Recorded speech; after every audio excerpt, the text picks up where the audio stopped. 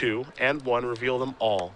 So 2 things with this card. One, during block constructed testing, Luis Scott Vargas tried very hard to make this card work. It did not. What a real shock that is. Secondly, once I played this in draft, I went through everything except I drew most of my spells naturally, then got to this thing and tutored for cancel. Just that's it? That's all I had. Just 7 mana tutor for a cancel? Gotta cancel. That's... I went on to lose the game in the match. You see a Steam Vents is going to come into play here for O'Brien before it looks like passing the turn back to Rill. A Banishing Light looks like it rolls off the top of his deck. That's going to target, looks like some sort of detention sphere to get an Elspeth back. You see the Oblivion Ring and Banishing Light effects are all over the place. Doesn't come as much of a surprise. We're going to see a lot of that moving forward. Yeah, before when it was just Detention Sphere, at least they were fairly stable in play because Detention Spheres can't target other Detention Spheres. Now it's a free-for-all. Yeah. You see Mutavault and Soldier Tokens are going to come in here. Rill gets his Elspeth back, and we'll see what O'Brien can figure out now. So he draws a card. It's a Temple of Triumph. You see he's got a Deicide in his hand, among other things. He also picked up a Counterflux. You got to like that tutor package. Yeah, it's nice. There's some nice bullets. Being able to get Dispel in post-board games is pretty sweet. Deicide going to come in. Detention Sphere going to come back as Banishing Light was taken care of. The Soldier Tokens are going to go away. Mutavaults are going to go after Elspeth now. And Rill, all he has in his hand is a land. It's a plane. So there goes his Planeswalker. O'Brien going to play Temple afterward. He's done a nice job of bouncing back here. And Dispel still at the ready. Yeah, along with the Counterflux once he gets the opportunity on tab. So both these players do have a bunch of Mutavaults, however. So that'll make things really interesting. It looks like Rill may have picked up an Azorius Charm. Maybe. I believe he has. He's going to start by attacking with Mutavault. So O'Brien's going to go down to 3. The one thing O'Brien doesn't, or excuse me, one thing that Rill does not have is direct damage, where O'Brien does have that. I'm also surprised to see him not use it that turn because there's so many high upside draws that he has, like one of his Planeswalkers, that now he can't resolve in the face of the Counterflux. Yeah. Hallowed Fountain pass the turn back. Those Mutavaults look like they're on defense now. Rill going to take a draw. Looks like an Azorius Guildgate was picked up.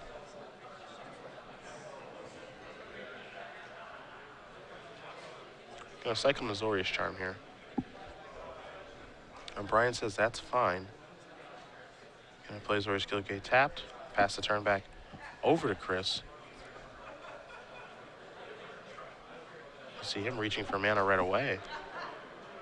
3 of it, in fact. A Banishing Light. Is this okay, he asks. I would like something back. I would like this back. Not a bad one to go get. Keranos. God of Storms.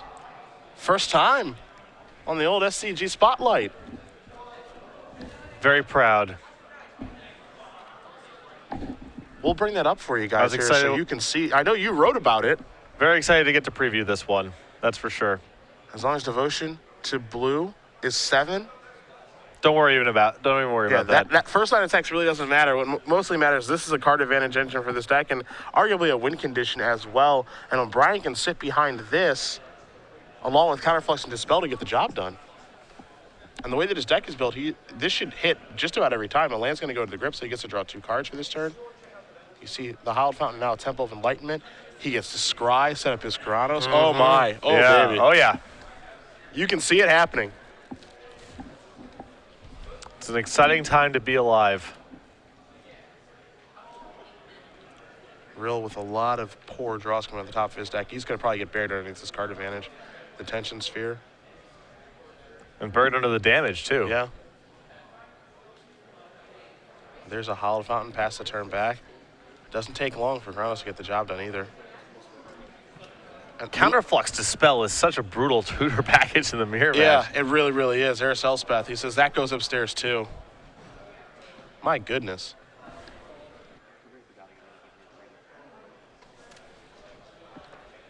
This thing just dealing. Just dealing right now. Whenever you reveal a land card, you get to draw. Whenever you reveal a non-land card, 3 damage. Elspeth, is that okay? The answer is yes. Looks like we're trying to close this one out pretty quickly here. Yeah. So you see 3 more Soldier Tokens.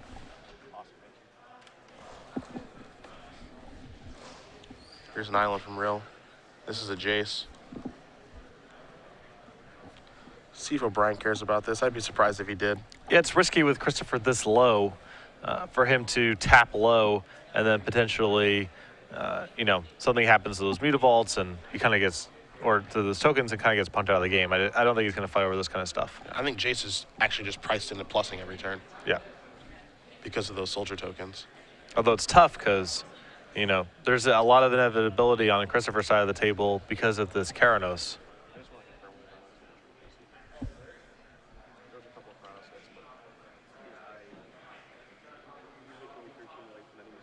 So here comes a Jace minus.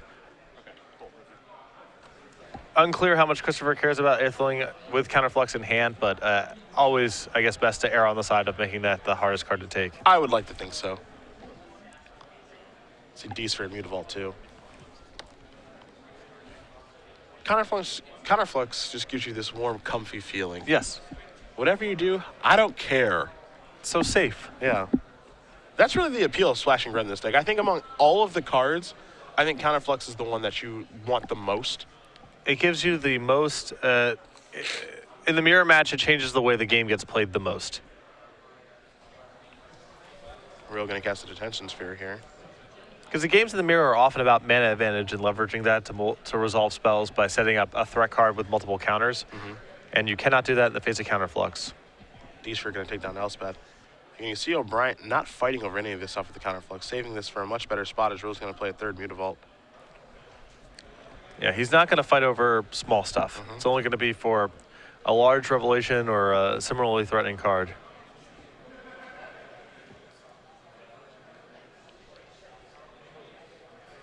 Just going to pass the turn back. The God of Storm's going to go to work. I'll take this land, thank you. Temple of Enlightenment was the one that was picked up. Karanos doing a lot of work. Sweet card. You do not need to get the Devotion online for this card to be sufficiently powerful. Top card, gonna stay on top from the Temple.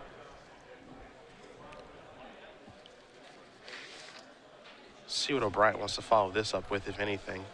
Soldier tokens really don't get to do very good attacks here towards the Jace. Looks like the Mutavaults may be going in. Let's see, he's reaching for some mana. Okay, he's just gonna play Detention Sphere. He says, all right, get rid of your Jace. Not much else to do with this sphere, so might as well deny Eric some draws. Yeah, spheres are everywhere on the top side of that table. They are actually everywhere. We're going to clear this up a little bit. Make it easier for you guys at home. I think that's going to be something, again, that we see a lot of moving forward as O'Brien passes the turn back over to Rill. Rill going to play a Temple of Enlightenment of his own. Now, even though the spheres don't seem like they're kind of irrelevant up there at the top of the screen, they are providing devotion for Karanos. I don't know if it's ever going to turn it on, but it doesn't take much to finish it up. Well, even if he has all 4 Detention Spheres in play, he still needs something like Jace to finish the deal. Oh! Speak of the devil, and it shall appear. With Jace and Karanos, that's 3, 4. I think he has 3 spheres in play. Yeah, he needs 3 spheres. Yeah. 2, 3. Is it Charm and Rev? Rev versus Rev going to the grip. Charm and Island going to go to the bottom.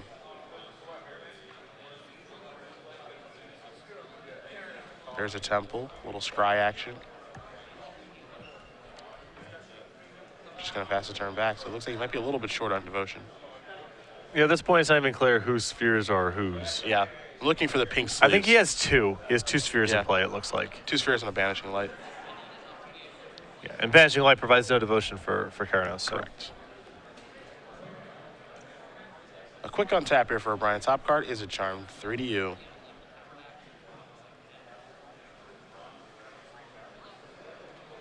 And again, Christopher in no rush here. No reason to be. No reason. The God of Storms will get the job done. He can just sit behind the counter magic. He can cash in his Jace. There's an Elspeth, and a Hollow Fountain. Gonna take the 2 cards, put the other Elspeth to the bottom. We'll see if he wants to cast the Elspeth or not. Looks like he does. Yeah, again, with Counterfluxes, he has a lot of security. Nothing too bad can happen. 3 more soldiers. 3 more creatures to get in the way of those Mutavaults. There's a Hollow Fountain before passing the turn back. Again, sitting with a Rev and a Counterflux along with a Dispel. And the Izzet Charm, too. He's just really, really safe right now. Is O'Brien. Rill going to draw his card. You see his hand. He's got a Supreme Verdict, a Revelation, and 2 islands. Nothing too crazy over there for Eric. Going to play an island. Going to cast Supreme Verdict. There go the soldiers. Will Rill fire up his Mutavolts?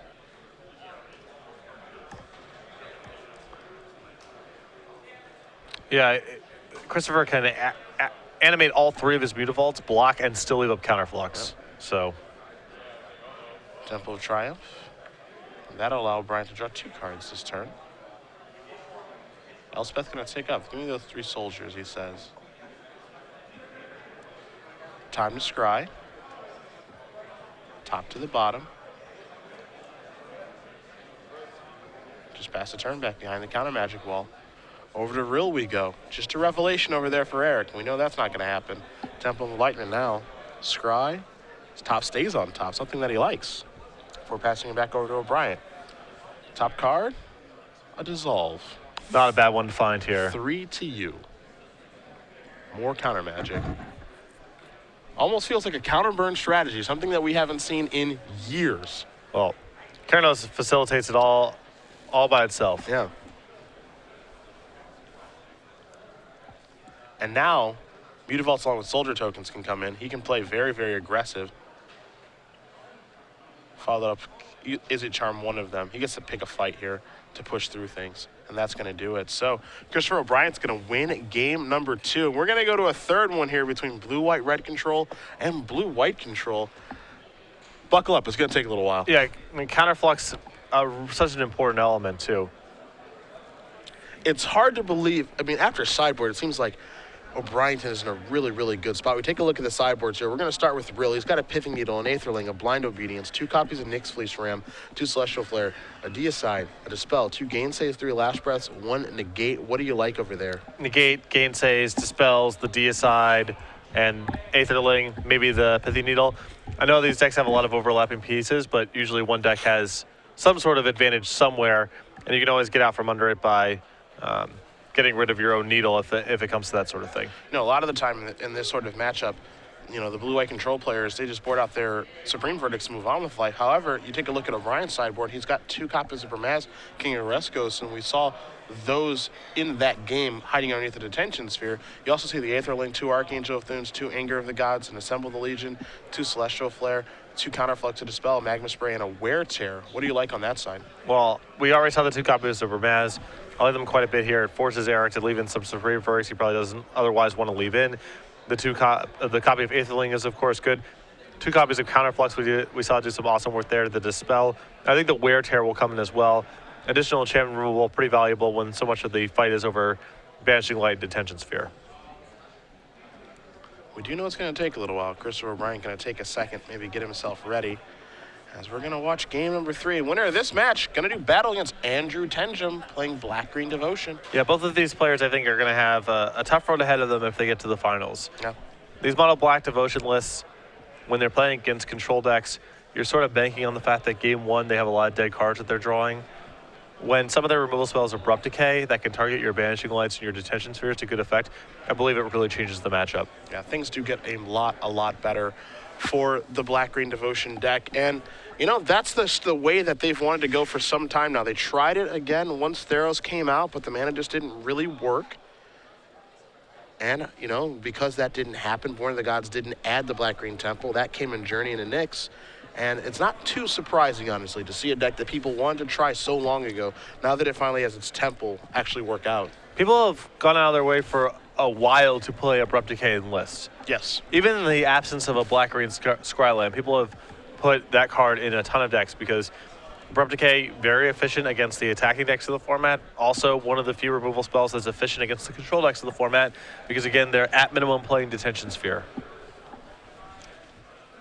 See, both players are going to shuffle up here. Probably not too much going to change in their sideboards. So that sort of flexibility, that sort of double duty, that's a really powerful card. And so it makes sense that once the Scrylands did exist, people would really start playing a lot of them. as these two players do shuffle up and get ready for game number 3. Quarter 4 schedule was announced. We got a lot of shows together. I don't know I don't know if I'm able to deal with this anymore. I know, it's going to be tough. Especially after yesterday. You were insufferable. I was, if there was anyone doing way more trash talking, body bumping, yelling, it was you during the first half. Not even close.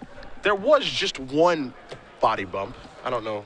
I lost my emotions on that one. I don't really have, I'll just apologize. It was unnecessary. But we take a look here. Grand Prix Orlando. You, me, Matthias will be doing the first limited Grand Prix. We'll head to Worcester after that.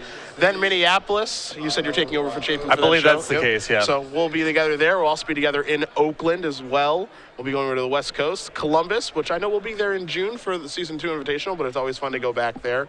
Then Grand Prix New Jersey, Legacy Grand Prix, where we could break another record there. I believe so. I believe that's in play. Open Series in Richmond will follow that up. We'll go to Atlanta as well. And then the last 3, Portland, Seattle, and the Players' Championship in Roanoke. A lot of dates on the back end of the year.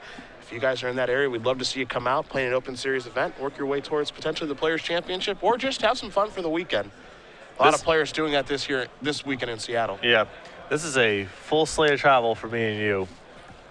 Look, if I'm not platinum on Delta, if I'm not diamond on Delta after this, I'm never going to be diamond. I already mapped this out. We're hitting it comfortably. Okay. I already did the math. We're hitting it comfortably. Thank you very much. Next to Mr. Delta himself, we're going to be the highest ranking people on the airline. I'm looking forward to it.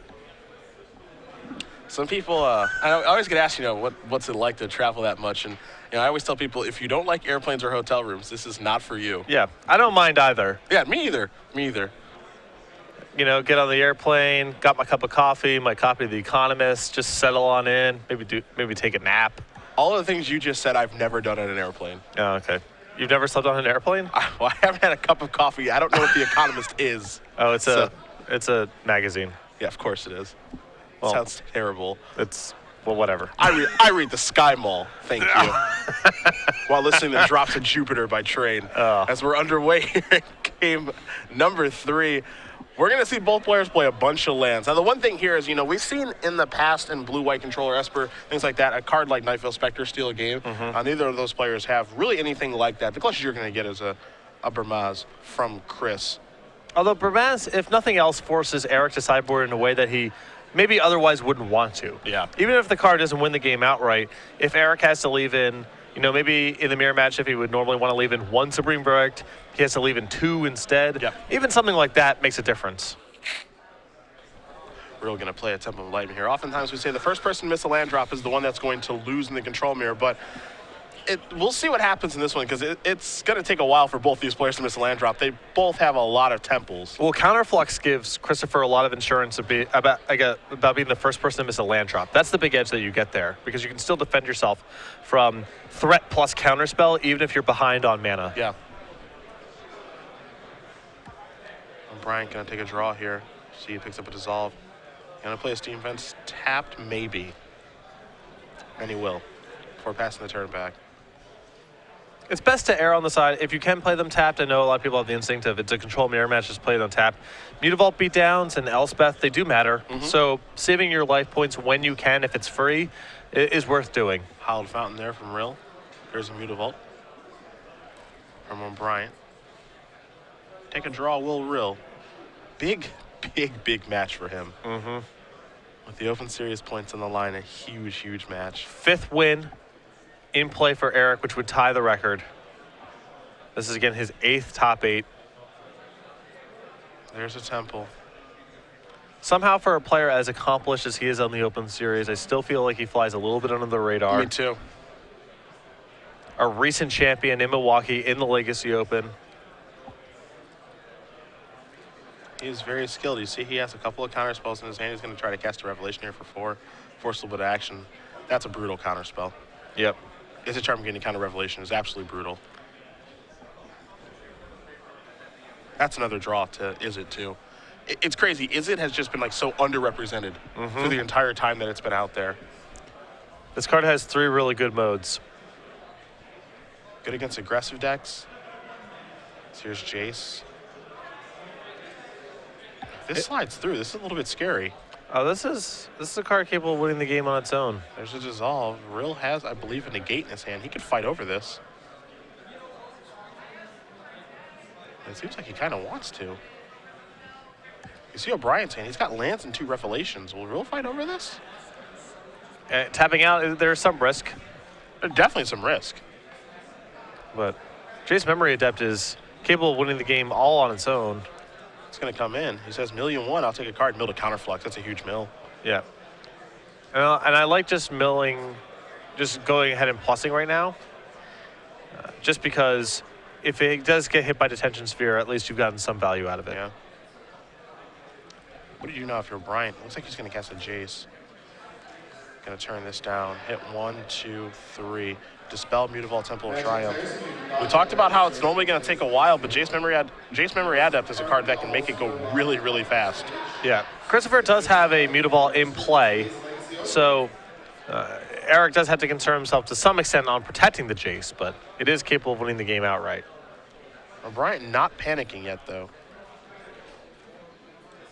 Really going to play Temple. Eric also just has the option of just playing a card advantage game. Yeah, it looks like that's what he's going to do. He's going to mill again, take a draw.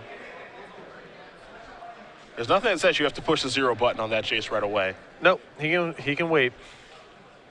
Looks like a D-Sphere maybe going to get cast, potentially a Banishing Light. Tapping some mana on his main phase. There's a D-Sphere to get rid of the Jace. You can tell this is not the way O'Brien wants this game to go. He draws a card. Looks like it was the Firemind's Foresight.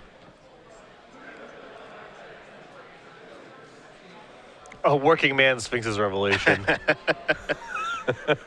That's rev number 5, basically. See, Elspeth picked up here for Rill. He's going to take up again, going to mill a card. Rill going to draw a card. Looks like he picked up a copy of Mutavault now.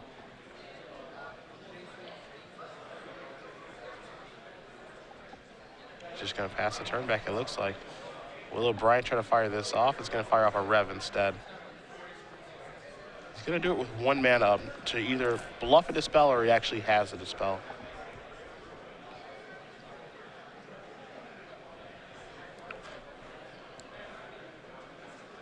So I think this is, given the state that Christopher's behind here, I think he's not really in a position to bluff here. Okay. So I believe him when he says I have Dispel, and he does. So a little counter war here. Dissolve targets the Revelation, Dispel targets the Dissolve, Dispel targeting Dispel. Rill wins the counter war. He gets to scry with Dissolve. O'Brien gets to untap very quickly. You have to imagine the shields might be a little low here for Rill. Christopher has to resolve something. Yeah. It's another rev. He's going to play Hollow Fountain untapped. Just needs to do something big. Because he is way behind right now. Yeah. Just has to pass the turn back over to Rill, who's going to draw a card. And he says, draw 20. And I think, yeah, that's just going to, is that just going to do it right away? Yeah.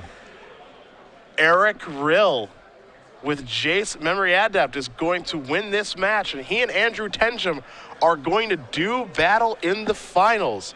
Number 6 versus number 16 on the Open Series leaderboard are going to duke it out right now. Great story.